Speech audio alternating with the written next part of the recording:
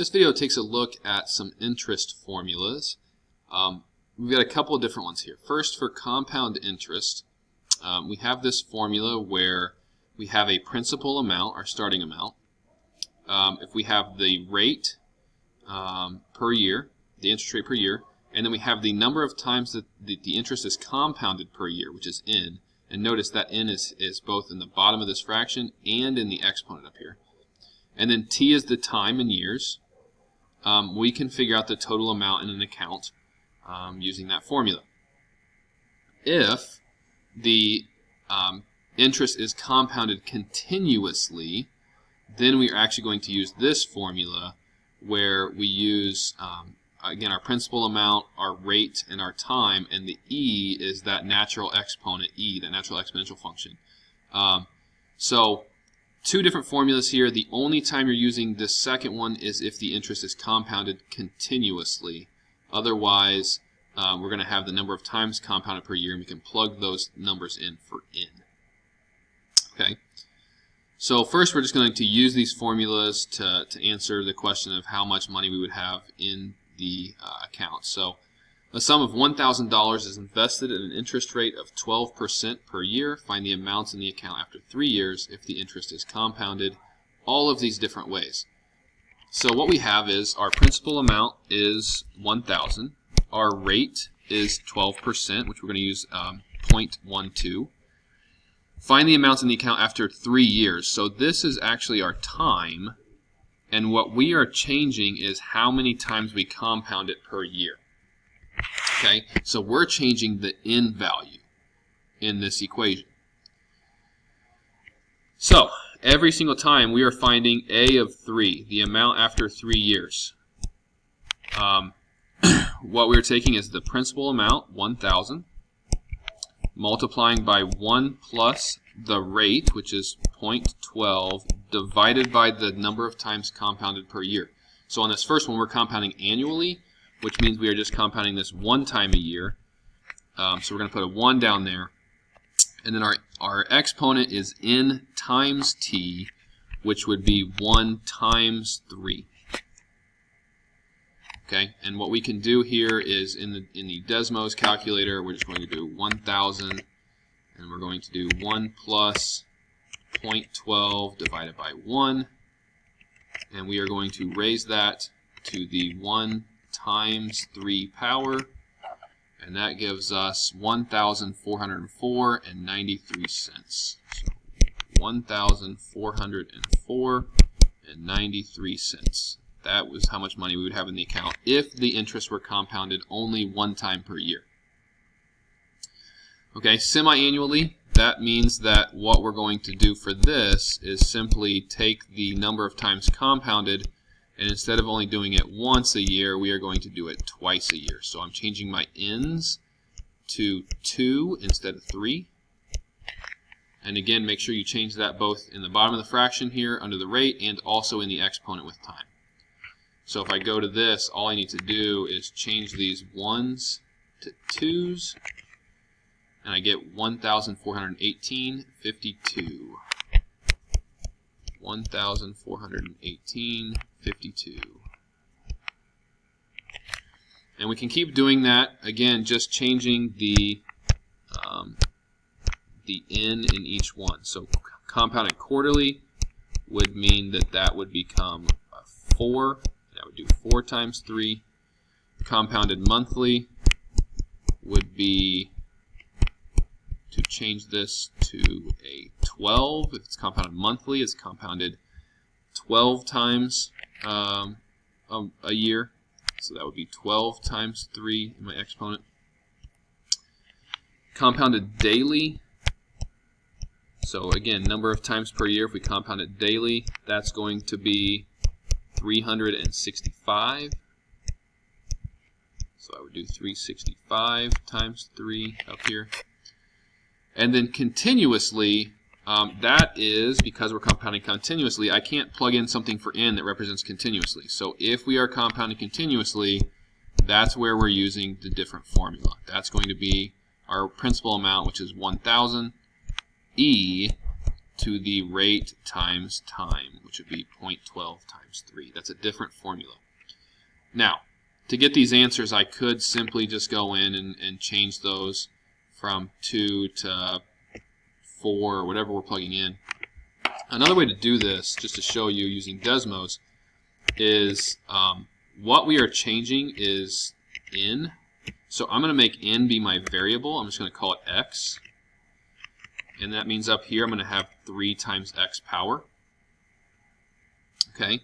And if we change this to a table, I can plug in, so let's see, if I compounded it at 1 time, so if x was 1, or in the case of what we were talking about, if n was 1, we got 1,404.93, and that's what it shows here. And then we compounded it twice, and when we had that number, the next one was 4. If we compounded it quarterly, that means I'm going to use 4 for n, and that number is listed here, 1,425.76. If we compound it, the next one was monthly, so that's going to be 12. So that's what I'm going to type in here, 1,430.77 cents. And then after monthly, we did daily, which means we changed that to 365, and the amount we would have would be 1,433.24. Now, what I want you to notice is the more times you compound it per year, obviously this number is going to grow, but look at the jump between 1 and 2. Like, that's a jump of almost $14. But from 12 to 365, that's a much bigger jump in x, or number of times we compound it. We have a difference in not even $3 here, like $2.50. So what's happening is we're reaching what's called like a limit, and that is our continuously compounded interest. So for the last one, if we put in 1,000e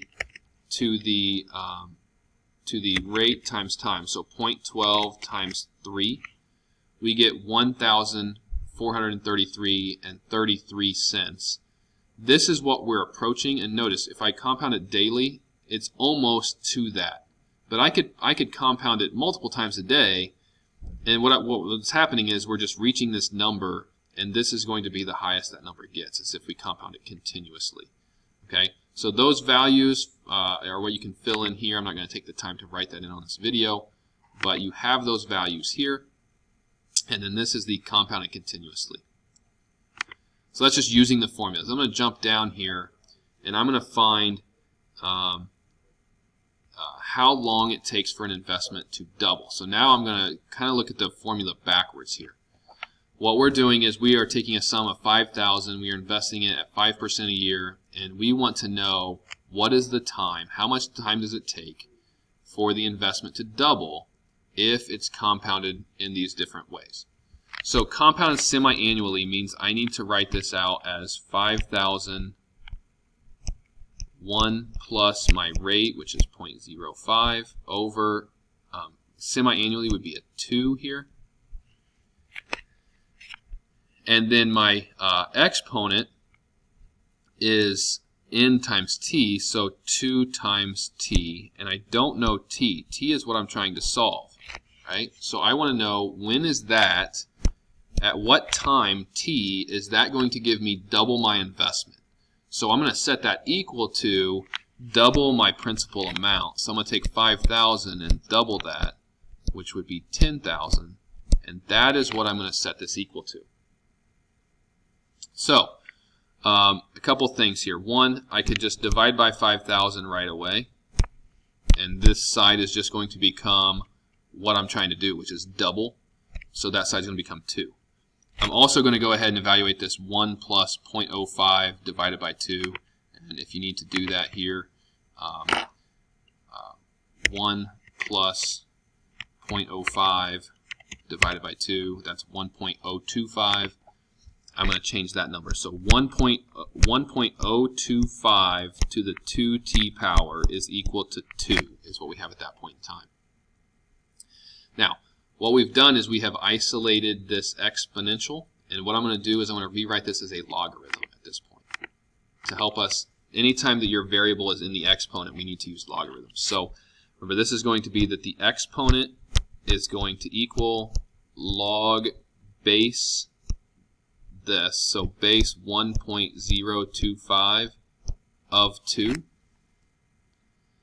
And then I would divide by 2 to get rid of that. So I'm going to take all of that and divide by 2. Okay. So we're taking log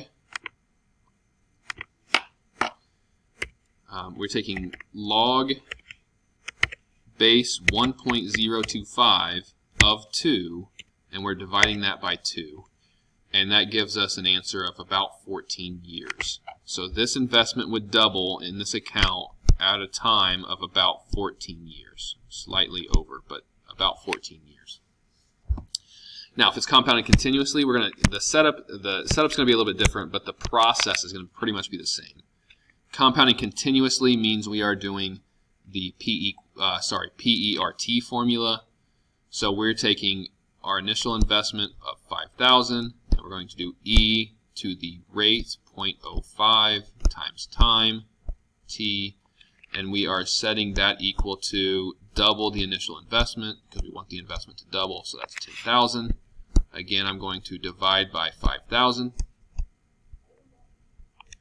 So we're going to have E to the 0.05 T is equal to 2. And then with E, you want to use natural log. So we are going to do that the exponent 0.05 T is equal to the natural log of 2. And then I would just take the natural log of 2 and I would divide by 0.05, and that's going to be my answer. Natural log of 2 divided by 0.05.